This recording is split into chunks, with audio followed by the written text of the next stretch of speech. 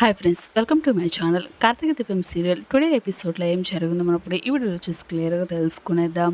దానికంటే కొంచెం first time కనుక మా ఛానల్ చూస్తున్నట్లయితే మా ఛానల్ సబ్స్క్రైబ్ చేసుకోండి. అలానే పక్కనలోని గంట సింబల్ కూడా క్లిక్ చేసేయండి. ఇక వీడియోలోకి వెళ్ళినట్లయితే కార్తీక్ బాబు అలానే దీప ఇద్దరు కూడా కలిసి స్కూటీపై వెళ్తూ ఉంటారు. ఈ క్రమంలో దీప స్కూటీని ఆపమని చెప్పేసి అంటుంది. ఇక కార్తీక్ అయితే కాస్త కోపంలో ఉండటం చూసి కాస్త శాంతింపు జారి అని చెప్పేసి అనుకుంటుంది దీప. ఇక అందుకోసం కార్తీక్ తో శివనారాయణ అన్న మాటలను గుర్తు చేసి కోపం పోయేలా మాట్లాడే ప్రయత్నం అయితే చేస్తుంది దీప. ఇక కార్తీక్ మాత్రం మాట్లాడుతూ తన తల్లిని కనీసం గౌరవించడం లేదని శివనారాయణపై చాలా మండిపెడతాడు. ఆ ఇంటిపై అలానే ఆ ఇంట్లోని మనుషులపై ఎంతో ప్రేమ గౌరవం ఉండటం వల్లనే కదా వాళ్ళు ఎన్ని మాటలు అన్నా సరే ఎన్ని చేసినా సరే నేను ఇవన్నీ ఇప్పటి వరకు భరిస్తూ ఉన్నాను అని చెప్పేసి అంటూ కార్తీక్ చెప్పుకొస్తాడు. నేను అన్ని పనులు మానుకొని మరి డ్రైవర్ గా పనిచేస్తున్నానని నేను పని మనుషులు చేసినా సరే ఊరుకుంటున్నానని దీపుతో అంటాడు. నీ మీద ఉన్న కోపాన్ని సుమిత్ర అత్త కూడా మా అమ్మ కాంచనపై చూపించడం ఎందుకని చెప్పేసి అన్నాడు. ఇక సుమిత్ర అత్తనే చీర తీసుకుని వచ్చి మా అమ్మ కాంచనను ఆహ్వానించచ్చు కదా అని చాలా ఆవేదన వ్యక్తపరుస్తాడు. కార్తీక్ చాలా ఎమోషనల్ అయిపోతూ ఉంటాడు. ఇక దీప అయితే పక్కనే ఉండి కార్తీక్ ని ఆవేశం తగ్గించే ప్రయత్నం చేస్తుంది. కార్తీక్ బాబు ముందు అవన్నీ అవే సర్దుకుంటాయి, ముందు మీరు ధైర్యాన్ని వహించండి, చాలా ఓర్పును కలిగి ఉండాలి, అదే భగవంతుడు ఖచ్చితంగా మన కుటుంబాలను ఒక్కటి చేస్తాడు ఆ నమ్మకం నాకుంది అని చెప్పేసినట్టు మొత్తానికి కార్తీక్ మనసుని పరిచి కార్తీక్ ని తీసుకుని కాస్త కుదుట పడ్డాక ఇంటికి అయితే బయలుదేరతారు.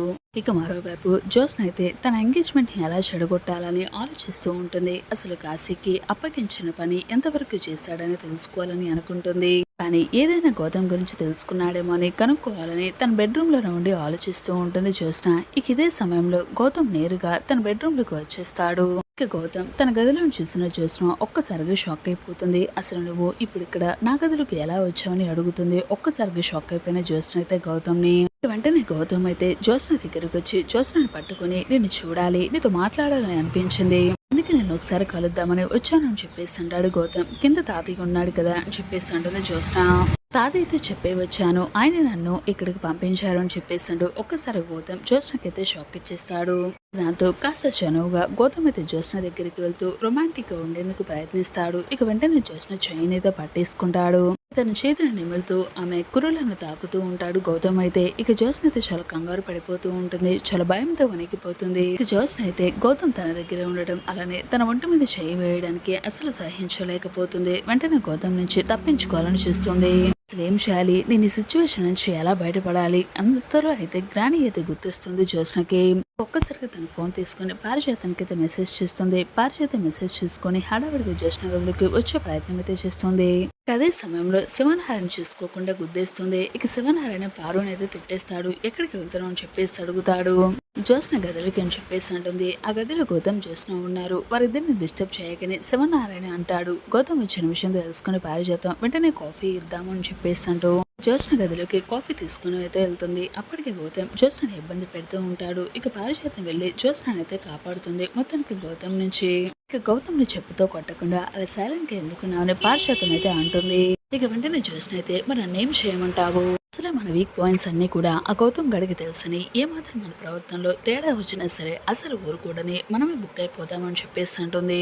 మనం అసలు నిశ్చితార్థాన్ని ఎలా చెడగొట్టాలని ప్లాన్ చేద్దామని చెప్పేసి అంటూ మొత్తానికి అయితే వాళ్ళ ప్లాన్ అమలు పడతామని పారిజాతం వాళ్ళని చూసిన ఇద్దరు కూడా మాట్లాడుకుంటారు. వెంటనే గౌతమ్ అయితే సరే చూసిన నేను మళ్ళీ కలుస్తానని చెప్పేసి అంటూ అక్కడి నుంచి గౌతమ్ వెళ్ళిపోతాడు. ఇక పారిజాతం అయితే గౌతమ్ అయితే చాలా సీరియస్ అవుతుంది. వీడు ఇప్పుడు ఇలా ఉన్నాడు అంటే గనక పెళ్లి జరిగిందంటే నీ జీవితం మొత్తం నాశనం అయిపోతుంది. ముందు ఈ పెళ్లిని ఎలాగైనా సరే మనం క్యాన్సిల్ అయ్యేలాగా చేయాలి, వీడి నుంచి విముక్తి కలగాలి, దానికి ఆ కాశయ్యారు మనకి సరైన ఆధారం అని చెప్పేసాడు. ఇద్దరు కూడా పెళ్లిని ఆపే ప్రయత్నంలో అయితే ఉంటారు జ్యోత్స్న అలానే పారిజాతం. ఇక మరోవైపు దశరథ అలానే సుమిత్ర ఇద్దరు కూడా కాంచన ఆహ్వానించేందుకు వెళ్తారు. సుమిత్ర చీర అలానే ఫ్రూట్స్ తీసుకుని కాంచన జ్యోత్స్న నిశ్చితార్థానికి ఆహ్వానించేందుకు వెళ్తుంది. ఇక సుమిత్ర అయితే తన ఇంటికి రావడంతో కాంచన ఒప్పొంగిపోతుంది. ఇక సుమిత్ర కాంచనతో చాలా ప్రేమగా మాట్లాడటంతో ఒక్కసారిగా ఎమోషనల్ అయిపోయి చాలా ఆనందపడుతుంది. తన వదిన తనతో మాట్లాడుతుందని చాలా సంబరపడిపోతూ ఉంటుంది కాంచన. ఎవరి వలన మనం ఎందుకు బాధపడాలని సుమిత్ర అంటుంది. అదే సమయంలో దీపక్ అలానే కార్తీక్ ఇద్దరు కూడా ఇంటికి వస్తారు. ఇక దీపను కాఫీ పెట్టమని కాంచన అంటుంది. ఇక వెళ్లి కాఫీ పెట్టి అనసూయతో పంపిస్తుంది. దీప ఎందుకు కాఫీ తీసుకురాలేదని కాంచన అయితే అడుగుతుంది. సుమిత్రకు దీప చేతులతో కాఫీ ఇవ్వడం అలానే తన కంట పడటం ఇష్టం లేదని అనసూయ అంటుంది. ఇక దాంతో కాంచన ఒక్కసారిగా షాక్ అయిపోతుంది. దీపను పిలిచి కాఫీ అయితే ఇప్పిస్తుంది.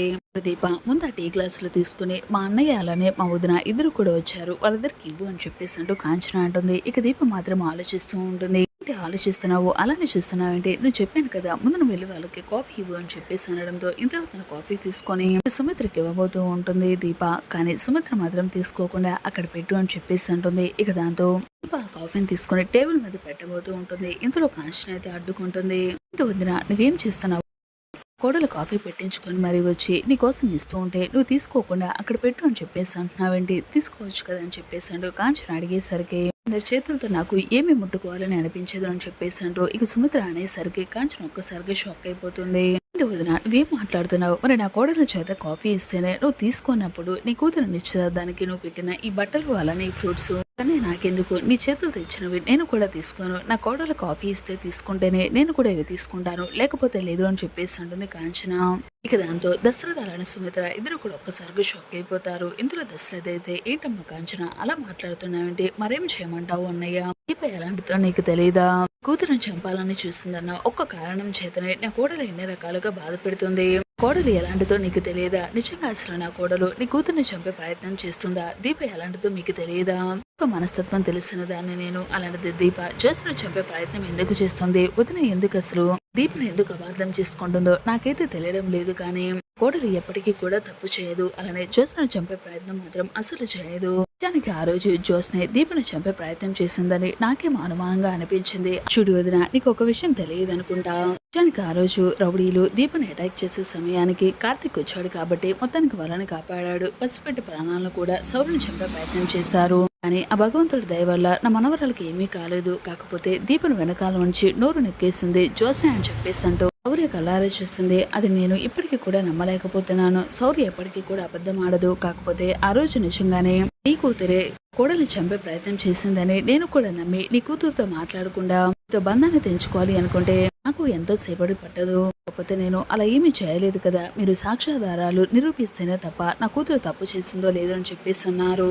నాకు ఎటువంటి సాక్ష్యాధారాలు అవసరం లేదు, నా కోడలి దీపం మీద నాకు అంత నమ్మకం ఉంది, నా కోడలు ఎప్పుడూ కూడా నీ కూతుర్ని చంపే ప్రయత్నం చేయదు, కాకపోతే ఒక్కటి చెప్తున్నాను గుర్తుపెట్టుకోండి వదినా, మీరు కనుక నా కోడల్ని క్షమించి అలానే నా కోడలతో మాట్లాడి బొట్టు పెట్టించుకొని మరి మమ్మల్ని ఆహ్వానిస్తేనే మేము తప్పకుండా కూతురు నిశ్చితార్థానికి వస్తాము, లేకపోతే మేము అస్సలు రాము, అర్థమైందని చెప్పేసి కాంచన మొత్తానికి కండిషన్ అయితే పెట్టేస్తుంది సుమిత్రకి. ఇక దాంతో సుమిత్ర అయితే ఆలోచిస్తూ ఉంటుంది. ఇక వెంటనే పక్కనున్న దశరథ చూడు సుమిత్ర ఎందుకు నువ్వు అసలు ఇంత కోపం పెంచుకున్నావు, కోపం అలానే ఆవేశం ఈ రెండు బంధాలను దూరం చేస్తాయి తప్ప వీటి వల్ల ఎలాంటి ఉపయోగం ఉండదు, ఇంకా మన మధ్య దూరం పెరిగిపోతుంది, జరిగిందేదో జరిగిపోయింది, దీప కారణంగా తప్పులు జరిగాయి అది నేను అనడం లేదు, కానీ వాటన్నిటినీ కూడా దీప యాక్సెప్ట్ చేసి మనలందరినీ సారీ చెప్పింది కదా, తనే స్వయంగా మన కూతురుని పెళ్లి జరిపిస్తుంది, రెండు కుటుంబాల్లో ఎలాంటి ఇబ్బందులు లేవు, నువ్వే కావాలని అంత ప్రాబ్లమ్స్ క్రియేట్ చేయమాకు, అర్థమైందా, అందరం కలిసి మంచిగా జ్యోత్స్న పెళ్లిని జరిపిద్దాము, నువ్వు దీపతో పెట్టించుకోబొట్టు, అర్థమైందా అని చెప్పేసి దశరథ చెప్పేసరికి ఇక మొత్తానికి దీప చేత బొట్టు పెట్టించుకుంటుంది Sumitra.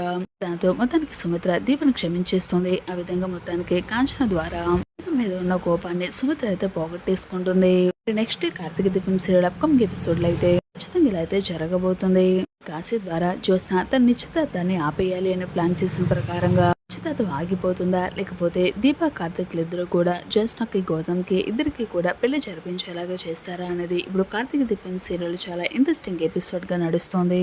Friends Karthika Deepam serial daily episodes కనుక మీరు రోజు తెలుసుకోవాలి అనుకున్న వెంటనే ఛానల్ సబ్స్క్రైబ్ చేసుకోండి, అలానే పక్కన ఉన్న గంట సింబల్ కూడా క్లిక్ చేసేయండి.